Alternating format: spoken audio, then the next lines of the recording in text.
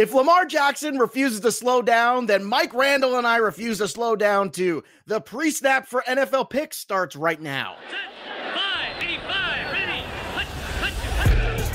You're listening to the PreSnap Podcast Weekly Wagering Show, brought to you by LineStar, the top-rated DFS tool set and #1 companion for DraftKings, FanDuel, and Yahoo Daily Fantasy. Go LineStar Premium now at LineStarApp.com.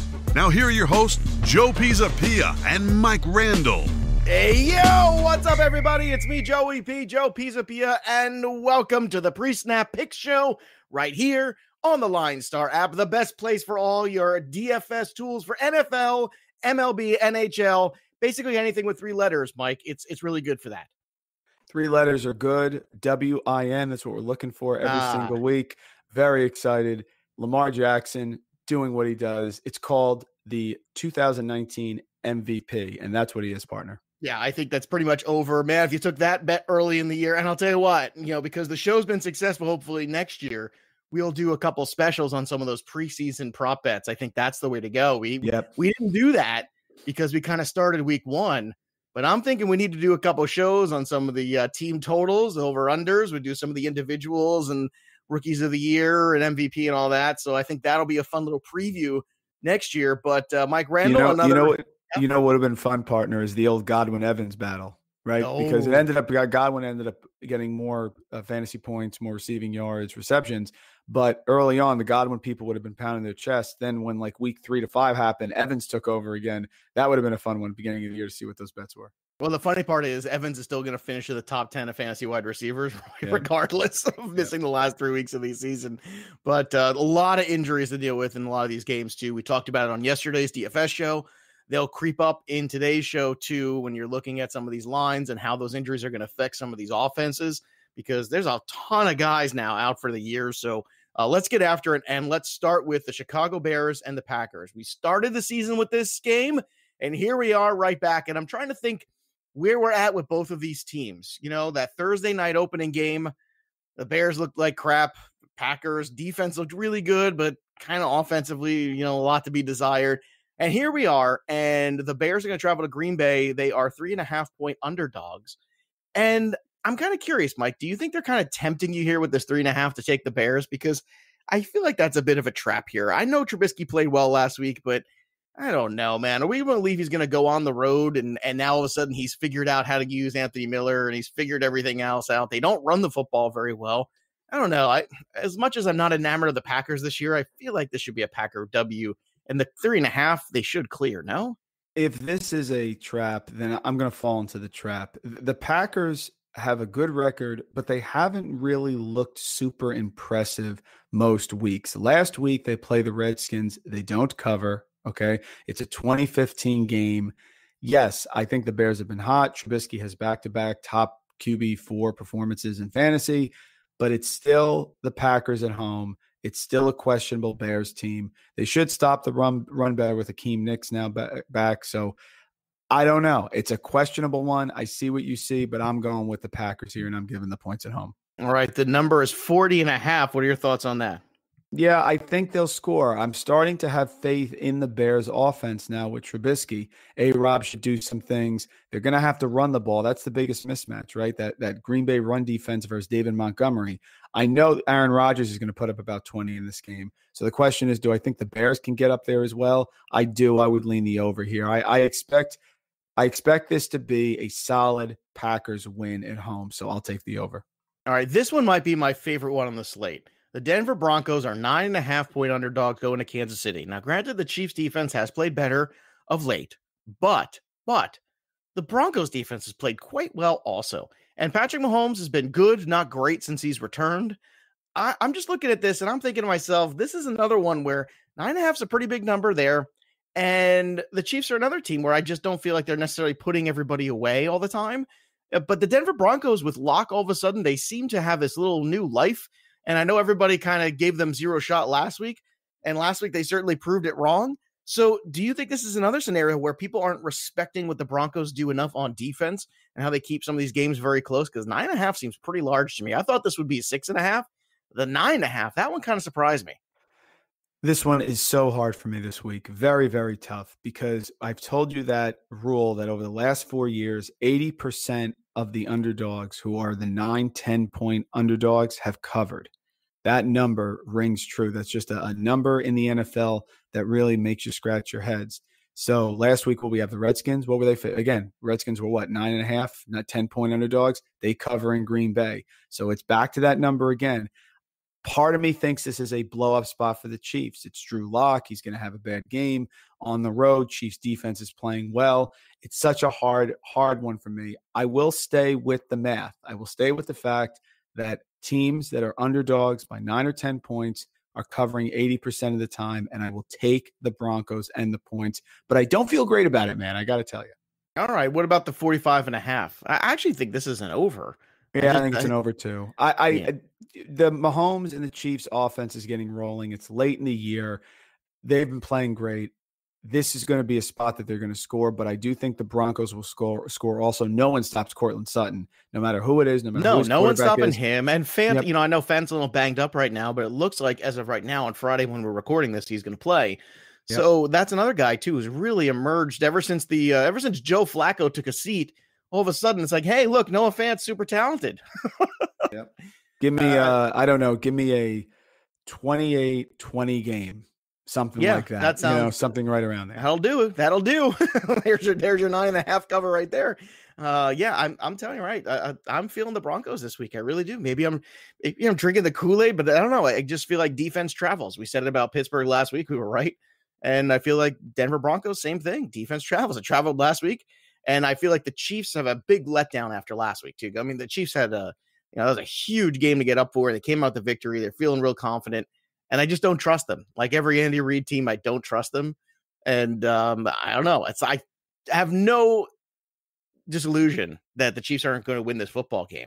But I just think the Broncos are going to keep it closer than other people do. All right. The Houston Texans, who we're just talking about, who got trounced by the Broncos last week, I don't know who they are. I have no idea.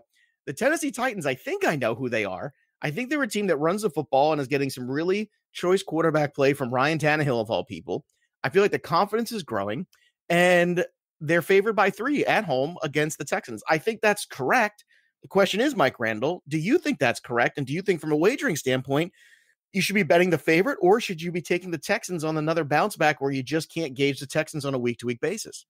2 units here that I feel strongly about. I trust the Houston Texans offense to bounce back. I think Deshaun Watson will bring them back. It's funny, someone put on Twitter last night, you had the year of the Mahomes last year, year of Lamar Jackson. Who could it be the year of next year? It very well could be Deshaun Watson. Oh, good. For a second, I was wondering if you're going to say Ryan Tannehill, and I was going to say, we can't do the show together anymore. We can't do it anymore. That's it. You and we can't do it. I love it, though. He's been great. I can't put that much faith in him. But however, what I will say is I also feel, as much as I'm positive on the Texans offense, I'm negative on the Texans defense. They've struggled. The Titans have been rolling. No one's stopping Derrick Henry. A.J. Brown's exploding. On the offensive side for the Texans, Will Fuller, who knows if he's going to play or not. So I like the Texans offense, but I don't like their defense. In that case, I have to take the home team. Tannehill went on the road in Oakland. You were right about that. Lit him up, blitzed him, played great. Derrick Henry, death taxes and Derrick Henry late in the season. So I'm going to give the points with Tennessee. If Houston was healthy on defense, I would look for a big bounce back here. But I think it's high scoring because I do trust the Texans offense to put up points. I just don't think their defense will stop the Titans enough to cover. All right. The number there is 51.5. This is tricky. This is a tricky one because, if the Texans win this football game, I feel like it's an under. The Titans win this football game, I feel like it's an over. I don't know if that sounds right or not, but I'm going to stay away from the 51.5. I just am. These two teams, they know each other pretty well. I'm going to run away from this one, even though I do think the Titans will win this football game. What about you in this 51.5? Yeah, over the last 6 games, Houston's defensive front is allowing almost 4.8 yards per carry to opposing running backs. I just don't see a way that Houston stops Tennessee. So the question is, I know Tennessee's going to score. Can Houston get up into the 20s? And if they can, I think they'll get the over. And the answer is yes. So I think it's a high scoring game here. I will take the over, even if the high number of 51. All right. New England Patriots are on to Cincinnati. The Bengals are obviously 9.5 point underdogs at home to the Patriots. And That seems right. I mean, especially with all this nonsense with the taping, which is, I mean, it's such a non-story. I felt like this whole thing, I was like, the first second I heard it, I was like, well, it sounds like somebody in the Patriots offense missed something they should have done, and they should know better, because whenever the Patriots are traveling with cameras, everyone's going to get their panties in a bunch. And here we go, another stupid, nonsensical thing that has nothing to do with anything, because just like the inflated footballs, when the footballs are reinflated in the second half and they put up 30 more points on the Colts, I don't see anybody whining and complaining about that. I mean, correct me if I'm wrong, Mike, but I don't remember it making much of a difference in that game or any game or in the Super Bowl for that matter. It's stupid. It doesn't affect the outcome on the all it does is it pisses off the Patriots. That's the only thing I could say in terms of affecting the outcome. So I guess here's the question. They're going to be pissed off this week. They're coming off a loss at home, which they haven't had in December in forever, to an important team that you really wanted to beat. And now they basically kind of let that whole, home field is basically gone now for them. They have that one home game probably, it looks like. But do they have the offense to take it out on the Bengals? I know they have the defense to take it out on them. Do you think they have the offense to do it? I don't think, whether or not I think they have the offense, I don't think the Bengals have a defensive front that can disrupt the Patriots offense at all. I'm going to go against the 9 to 10 point spread rule here. I'm sorry. I don't see how the Patriots don't win this game and win this game and cover. I can't imagine it. The Patriots defense is going to show up. They're going to shut down Andy Dalton. They're going to be all over them. I don't see the Bengals putting up a lot of points.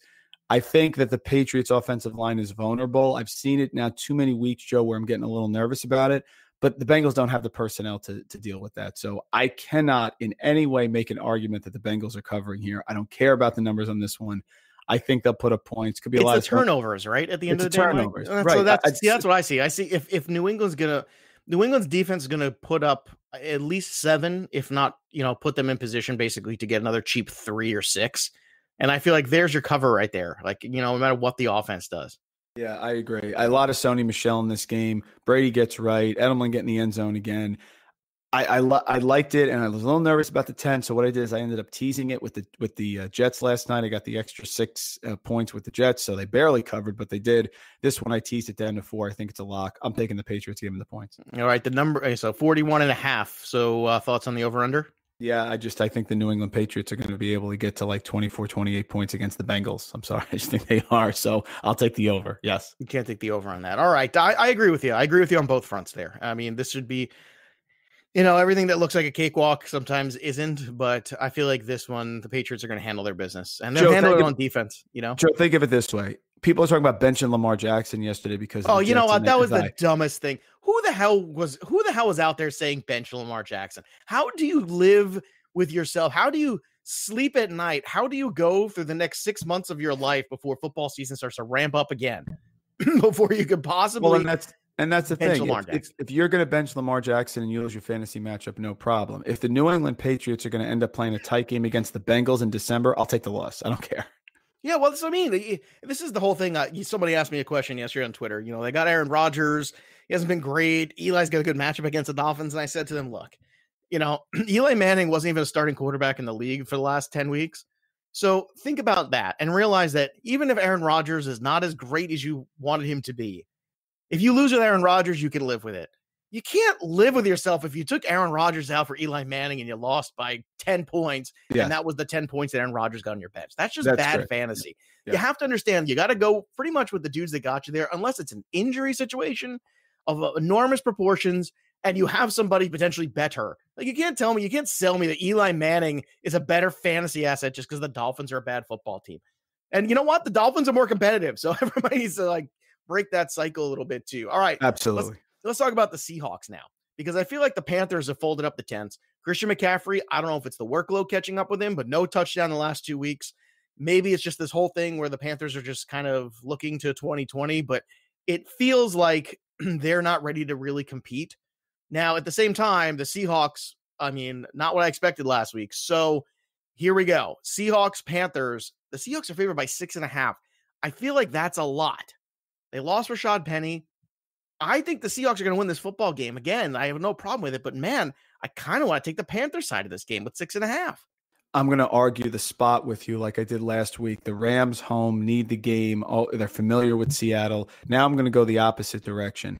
Seattle needs to make a statement. The Panthers have, in essence, quit to a certain extent. Not as bad as Jacksonville's quit, but they're not stopping anyone. Their defense isn't anywhere near where it used to be. Remember, they're getting like 5-6 sacks a game earlier in the year. That's not going to happen here. Everyone runs on the Panthers. Chris Carson's going to be fantastic. I know no Penny, but I like what I saw to Tyler Lockett last week. I think he's getting healthy. Seattle needs this game. I think this is a big smash spot for the Seahawks. I will give the points here against the Carolina team. Change the head coach. Nothing to play for. I agree with you about McCaffrey. His numbers haven't been where they used to be, and Seattle really needs this game badly to keep pace here for the playoffs and get their seeding where they want to be. I'm betting on Russell Wilson. I'm betting on the Carolina poor run defense. I will give the points with Seattle here. Just like I didn't like Seattle last week, I really like them this week. I think they make a statement. Well, look, we love Chris Carson this week. There was no doubt about that. If you missed that show, go over and check out the LineStar DFS show. And subscribe to the show here, and we'll be back again, by the way, Major League Baseball season, hopefully, and we'll take you through the slates as well. But yeah, that Panthers run defense, not good. Chris Carson now standing alone again. 48.5 is the number. So your thoughts here? Yeah, a lot of points. DJ Moore has actually been fantastic, and they even put Ian Thomas in. He started scoring. So Kyle Allen's got some weapons in Carolina. Too many weapons that they won't be able to score. Tight ends are terrible against Seattle, so this could be another Ian Thomas touchdown if Olsen's out. But maybe McCaffrey gets going at home. They put some points up. I hate taking so many overs here, but again, the unit in this game. Well, we're also getting to that time of the year, Mike. In all fairness, like we're getting to that time of the year where defenses are worn out, tired. People looking to get home healthy. People know they're not in it. And that's why we're seeing some of these numbers go up. Yeah, and there's just too many numbers here that pop out. Like DJ Moore, for example, has 80-plus yards or a touchdown in 6 straight games. Too many players at skill positions doing well. So I'm going to take the over in this one also. Okay, let's move on to the next one here. The Tampa Bay Bucks, without Mike Evans, are going to travel to Detroit. Detroit is still got Blau out there, but they also will not have Marvin Jones. So 2 big receivers in this game no longer available, both out for the year. So Brashad Perryman, OJ Howard will have to step in and fill the void. The Bucks are favored by 3.5, and the Bucks have played better football. I actually feel pretty confident in this one because I don't think the Lions can keep pace with the reckless offense of Jameis Winston. I know he's not 100% either. He's dealing with a little bit of a hand issue, a thumb issue. So I still feel pretty confident that the Bucks can win this one handily. I'm going to go with the Bucks and the 3.5. I think it's actually safer than other people realize. I understand it's on the road. I understand that lines have been frisky to start the year, but I feel like they're kind of fading into the background too. How do you feel about the Bucks traveling? Are you worried that this is a little bit of a trap too, perhaps? Yeah, because I don't trust Tampa Bay anymore. I've hated Jameis Winston. He turns the ball over way too much. He even turned the ball over when he was in college. Not a Jameis guy. So now he loses one of his best weapons in Mike Evans. The Lions are now home here. The Tampa Bay run defense has been fantastic, but their pass defense has been lethal. Kenny Golladay should have a monster game. Danny Amendola should do very well. Blau's okay. I don't trust Jameis, and I don't trust the Bucks. And now they lost one of their biggest chess pieces on offense. I'll take the home team and the points here. I think I'm not trusting Jameis Winston and the Bucks on the road yet. He could easily have 3 interceptions again in this game. Well, I'll tell you what. If they had a full, healthy group there, maybe I would give the Lions, if it's Stafford and it's Jones and it's everybody out there and Carry-On was back and everyone's healthy, maybe I feel differently, but I think the Bucks are just playing better. I think everyone's starting to realize, hey, maybe it took a little longer than people expected because I know the Bucks, a lot of people were high on them and that Bruce Arians coaching change, and sometimes things take a little bit more time to sink in. I feel like it's starting to kick in. Ever since the bye, they've been a better football team. They got absolutely pounded out there in London. And then they've come back ever since, and they've been competitive. And they're not perfect. They're far from. 45.5 is the number. I would venture to say the over just because of the Bucks alone have just been kind of a scoring machine. So, the Lions don't have to do too much. If the Lions can get to 17, I feel like this is an easy over. Yeah, especially because Tampa Bay has given up the 3rd most touchdowns to opposing defenses this year. So Detroit's going to put points up at home. Jameis does have enough weapons to keep this high, so I'll take the over as well. All right, let's move on to the next one here. The Miami Dolphins. You got the Ryan Fitzpatrick versus Eli Manning game. No, don't adjust your headsets. This is not 2015. I understand what you're thinking, but here we go. The Giants how is this possible? They're 3.5-point favorites at home. How are the Giants a 3.5-point favorite? I don't care what happened last week with the Eagles. I don't care. The Giants defense is terrible. I understand the Dolphins have been, wretched in the first half of the season, but again, they've won some football games. Devontae Parker is not 100%. That's something to keep an eye on. Hearns is not 100%. That's something to keep an eye on. But regardless, I don't know, man. I feel like this is another game where I'm not going to be shocked if the Dolphins walk away with an outright victory. How do you feel about the Dolphins Giants with Eli Manning at quarterback? And look, I mean, basically Saquon, also DFS world. I mean, talk about like $7K for Saquon Barkley. How the mighty have fallen this year. So Giants 3.5. Do you think that's the proper favorite line here? No, I'm with you. I'm not buying the Giants. I'm not believing in Saquon Barkley. All that stuff is meaningless to me. I'm going to end up taking the Dolphins and the points. Barkley has not been right. He hasn't scored since week 7. Eli Manning, I mean, you want to say the homecoming and there's a special moment? Maybe. I guess that could happen, but I'm going to go with the Dolphins. I agree with everything you just said. I'll take the points. All right. And the number here in this game is 46.5. So we're not looking for a lot of D in this game. I'm going to say over because I just feel like that seems to be the going rate here. And, the Dolphins, this is, another trip for them to New York. I don't know. I think Flores has got them kind of hungry there. I think they're going to stay competitive no matter who's out of this game. If Parker and Hearns are healthy and active, I think this is an easy over. If they're not, I can understand fading away from it. Where are you with it? Yeah, I agree. I think Fitzpatrick is good for putting up points. I think Fitzpatrick is going to put up at least 2 touchdowns, maybe 3. The Giants at home should get rolling. Darius Slayton's been fantastic. He continued that with Eli Manning. I wasn't sure about the connection, how that was going to go.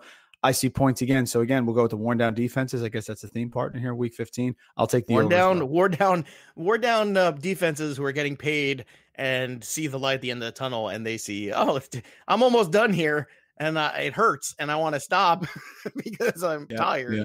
And that's what happens. All right, this next one, man, I am at a loss. So you got to talk me through Eagles, Redskins. Okay, the Eagles are 4.5-point favorites, which theoretically, if you put this game out at the beginning of the year, you would say the Eagles should be a 10-point favorite in this game, right? But they're not. The Redskins have been more competitive. They covered again. They keep covering all the time. Will they cover again here, this 4.5 at home against the Eagles? I know Geis is out. I know you're basically asking Haskins to throw the football and complete passes. So can he do that? And can the Redskins actually cover? This is such a tough one, man. I believe in the Eagles and Doug Peterson a lot more than I believe in an injury-ravaged Washington team. No Darius Geis. It's going to be Adrian Peterson in a cloud of dust against a good Eagles run defense. Wentz is going to have to attack Ertz, Goddard, all those guys. They're hampered as well, but I'm going to go with the team that needs the game more. They're on the road. Peterson is familiar with Washington. It's still Dwayne Haskins. He can throw an interception whenever you need. I don't feel great about it. I don't like interdivision games where the favorites on the road, but without Geis, injury prone, Peterson gets stuffed. It's going to be on Dwayne Haskins' arm. No, thank you. I will take the Eagles and give the points. All right. The number is 38.5. So what does that mean to you, Mike Randle? It means run away, man. No interest. I mean, geez, I can't. No interest at all here. You want to be sitting around this game.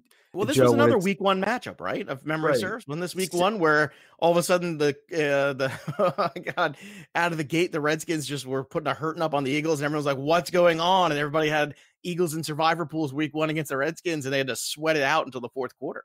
Yeah, it was 32-27. Case Keenum had 3 touchdowns. Wentz had 3 touchdowns. And sure enough, Darius Geis had 18 yards rushing on 10 carries. So I don't see it. Peterson, they escaped last week, got the win that they needed. They're still in the hunt. I can't see them blowing it here. I'm staying away from that over-under line. All right, let's move on to the next one here. Jacksonville Jaguars, they look like they've probably hung it up too. I mean, that was effort. I don't want to even call it a bad effort because you'd have to have effort for it to be a bad effort. Now they're going to travel to Oakland. They're going to go across the country now, play the Oakland Raiders, who also have been licking their wounds lately too. The Raiders are favored by 6.5 though. Jacobs looks like he's going to play. That's all trending in the right direction. That's good news because Jacobs playing. I feel good about the Oakland Raiders, but do you feel 6.5 points good about them? No, I don't. I think the Raiders have been exposed as a team that was playing well against poor opponents. Last week was a big game for me. They really didn't even show up. They got manhandled. Jaguars go on the road. Minshew's going to keep them close. He's going to be competitive there and lead that team. DJ Chark looks like he's not going to play. There's still D.D. Westbrook. There's still Chris Connolly. Fournette's going to be the best player on the field. I think 6.5 is way too much. Way too much. I will take Jaguars plus the points. All right. The number here is 45.5. So where are you at there? That'll take the over because I think Jacksonville's defense has, in essence, quit. So Carr could hit some big plays. Tyrell Williams could actually appear again after he's been on a milk carton for God knows how long. So, yeah, I don't like the defense for the Jaguars either. Oakland's at home. Tennessee was throwing it all over them. A.J. Brown hit a couple big passes deep. So maybe Westbrook finally gets going and make me feel better about my preseason bust of D.D. Westbrook. Now, the Arizona Cardinals are going to be hosting the Cleveland Browns at home in Arizona. The Browns are 3.5-point road favorites in this game. Now, hopefully, between Cleveland and the trip to Arizona, Odell Beckham doesn't ask someone else to take him and put him on another team. We'll see if that works out for him. I don't know. I think it's going to happen in the offseason. I think him and Le'Veon Bell will have new addresses and new helmets next year, too, Definitely. because just seems to be trending. So what last year turned out to be, in my opinion, one of the top 3 off seasons of football ever. I think we're shaping up to have another one of those as well. It feels like we're getting there because all these big names again, moving yet again, and some of the same ones, which is even funnier. Like we're going to be right back in the Odell conversation. We're going to be right 100%. back in the Lev Bell, maybe even the Antonio Brown conversation. Oh, it's going to be fun. Oh, I can't do that. That one I can't do. Des Bryant even. I mean, why don't you throw him in while you're talking? Yeah, Des Bryant. That's one that always shocks me that Des Bryant never came back. I just kind of... He's just not athletic enough. He was winning at the catch point. That's what he was. He became a jump ball specialist, which is what I'm worried about. I agree. Like Mike Evans is going to become. But yes, it's odd because you would think some team could use him. But the problem is when they become such a headache, unless they're super athletic, no one wants them. Yeah, I get it. So Cleveland Browns, you want them in the -3 here? No, I'll take the home team. I think it's a coin flip game. I don't think Odell Beckham is right with the sports hernia. I know Kareem Hunt has been excellent. Nick Chubb, they can get going. But Arizona, this is a game they can win easily. Christian Kirk, Kyler Murray's now healthy. David Johnson caught a touchdown. He came out through the grave last week. Arizona's at home. Cleveland's offensive line is not great. It's a coin flip game. Easily, I could see Arizona winning. I'll take the Cardinals and the points. Yeah, I can understand that thought process. I don't know, man. Cardinals look so bad last couple of weeks. I'm going to go ahead with the Cleveland Browns. I'm going to take them here. I just think they're going to run the ball down their throats with Nick Chubb. I think it's going to be a huge game for him. And this is the first time I've liked Nick Chubb more than Kareem Hunt since Kareem Hunt's come back. But I think this is a big Nick Chubb just running amok here. And I think they win this one easily. 49 is the number. I feel like the under. I'm with you on the under. Yeah. I just feel like the under. It just seems to be, especially if you're going to say, it's a Nick Chubb game. If that's my thought process here, then I can't imagine it going over on the 49 because that's a pretty good size number there. Let's move on. Sloppy game here. Yeah, sloppy game, a lot of turnovers. So muck it up and give me the under. Oh man, boy, oh boy. All those people are so excited about the Cleveland Browns in 2019. And look where we are. It's the middle of December and they're basically irrelevant. Good times, just like old times. Minnesota Vikings at Chargers. The Chargers 1.5-point underdogs at home. The Chargers have played better. Mike Williams is starting to get targets. Austin Eckler touches the ball 10 times and gets 200 yards. Crazy things are happening right now. But the craziest of all is Derwin James coming back. And all of a sudden, since Derwin James has come back into that secondary, they've played much better. Now, the Vikings are still not at full strength. Do you think, and I know I'm the Charger whisperer. So here we go again. Just when you think you could always kind of say, this is a Vikings romp, they should win. It's kind of weird that the Vikings are only 1.5-point favorites in this game. I think that's a little odd. I feel like they're tempting you to go with the Vikings. So I'm going to go with them Chargers. I'm going to go. Let's go. Let's do it. Another annoying upset. Everybody in Minnesota scratching their heads going, what the hell is going on? Why did we lose to the damn Chargers? But I think the Chargers win this football game. What do you think? Absolute lock. And I feel better about it now that the Charger whisperer, my great partner here, agrees. Absolute lock with you. Chargers are going to win this game. 12-2 on the Charger games this year. The defense has been fantastic. The Chargers, Joe, have only allowed one of the 13 quarterbacks that they've seen this year to have a QB 12, a QB 1 overall performance. Their defense is legit. They're going to get pressure. Thielen, if he plays, he's still not right. Dalvin Cook, that chest injury is lingering. Last week he was okay. I would not say he was dominant last week, but he played. This is going to be a much stiffer test. Rivers has the offense going there. Eckler is now involved. Mike Williams got off the schneid with a touchdown. Hunter Henry's going to be lethal. Absolutely love the Chargers. No one will be in the stands, but this is where Rivers is at his best. Makes no sense. If Vegas begs you, be careful. Hashtag Vegas knows. Love the Chargers. Yeah, it's just that 1.5 is fishy. It's super fishy. I feel like everybody goes, oh, well, Vikings, 1.5. I don't know, man. I think they're just begging for it. They're begging for it. 45.5 is the number. I'll take the over in this one.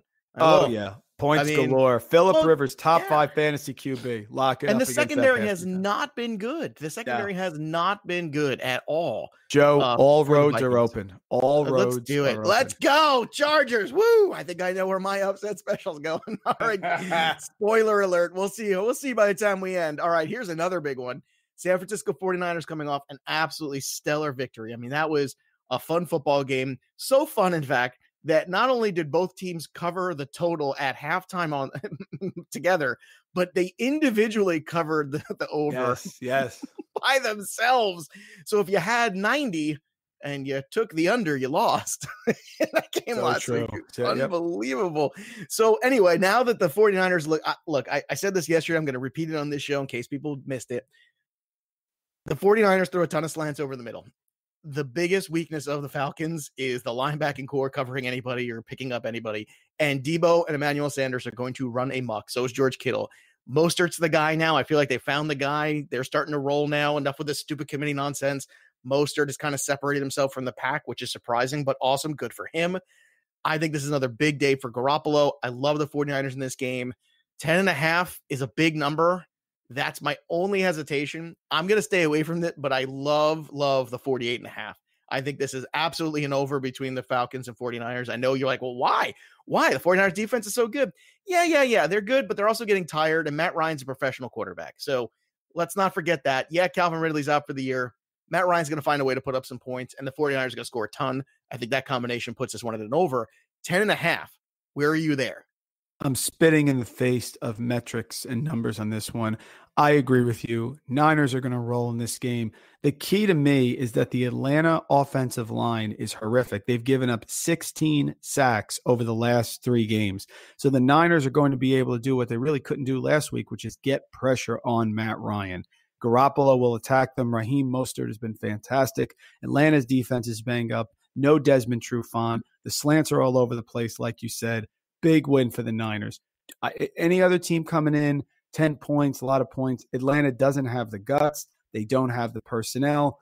And the pressure is going to be lethal on Matt Ryan, and he is not mobile. So I will give the points, absolutely. All right, the Rams and Cowboys. Okay, it's practically a pick 'em. The Cowboys are 1-point underdogs at home. So I guess now it's okay to take Todd Gurley out of the closet and dust him off and use him again. It's great. It's terrific. Ha ha. But this has become the Woods, Higbee, Gurley show of late. So Cooper Kupp's kind of faded into the background here. The Cowboys are completely frustrating. I kind of get why the Rams, I feel like everybody finally went, you know what? Enough with the Cowboys. Enough. And then you get this line, -1 for the Rams. So I'll take the Rams. I'll take the bait here because I just feel like they have more talent on both sides of the ball than the Cowboys, and I feel like they're starting to utilize it better. So that's the best thing that I can say to this. And my faith in the Cowboys is just completely faded away. Like every time I feel like, okay, they get a W here on Thanksgiving. Nope. All right, look, they get an easy W here against. Nope. There's no such thing as easy W. And now you're going to tell me the Rams come to town and that's their easy W? I'm not buying it. Give me the Rams and the 1. How about you, Mike? Where are you at with Dallas now? Well, I'll make it real simple. I think Jalen Ramsey eliminates Amari Cooper. I think the Rams' interior run defense is legit, so I think they stuff Zeke, who has not been able to perform anywhere near what we thought, even with a solid offensive line. Not since he got paid. Yeah, not since he got paid against much worse opponents. The Rams' offense is clicking. I think the Dallas offense is soft. I know Michael Gallup had a big game against the Rams last year in the playoff game, but I'm sorry. I think Dallas is trending the wrong way. I think this is a nail in the coffin in Jason Garrett's coaching career in Dallas. I'll go with McVay. I'll take the road team and give the point here. I will, because I think Jalen Ramsey eliminates Amari Cooper. And when you do that against this Dallas offense, they have struggled. All right, 48.5. Now it seems like an over. 48.5 to me. It seems like it. But if everything you're saying comes to fruition and the Cowboys aren't able to convert, is that 48.5 in trouble? Is this a runaway? I think it's an under for me because I think Dallas will get some pressure on Jared Goff, and then he tends to struggle when there's pressure still. So I expect their front line here with those big guys up front to make some noise and to put some pressure on them. So I'll still lean the under, but I think the Rams win the game because I think in the end, Dallas, the most reliable unit to me is that interior run defense of the Rams and Jalen Ramsey, and that's who I'm going to go with. All right, next is Sunday Night Football. You got the Pittsburgh Steelers at home, 1.5 points favorites to the Buffalo Bills. I'll take the Bills in this one. I just think, look, as good as the defense has been for the Pittsburgh Steelers, I don't know, man. I think Josh Allen's played well enough. He earns my respect. This would be a huge road win for them. They almost, they came real close. We were very much on the Bills last week against the Ravens, and that was a battle, and it got tight late, and that game with a couple different calls, a couple different scenarios could have gone a very different way.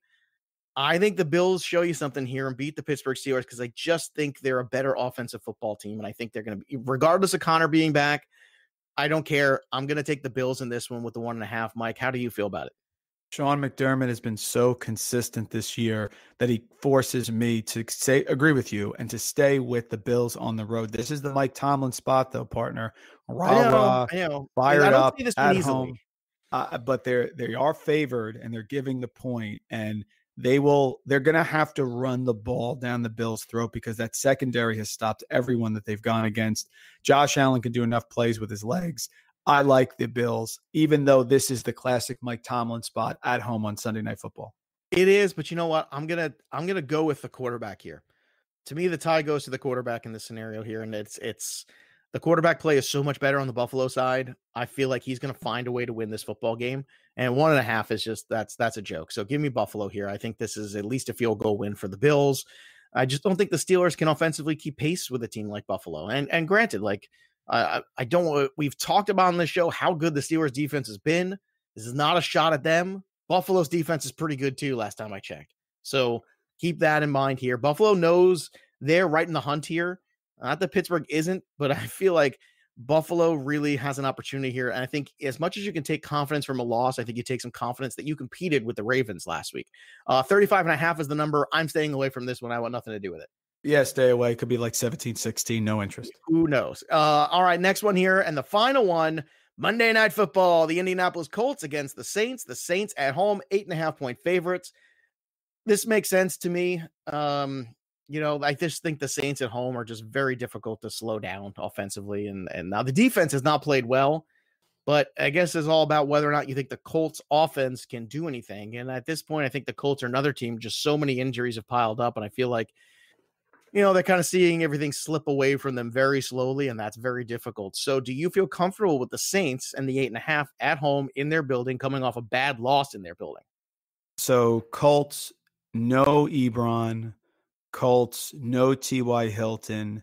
Saints coming off a loss at home. Most reliable unit, Saints run defense to stuff Marlon Mack. I'm going to take the Saints in a big bounce back because their offense certainly was clicking. And the Colts are just compromised here. So I'll take the Saints at home in a big bounce back win. All right. The number here is 46.5.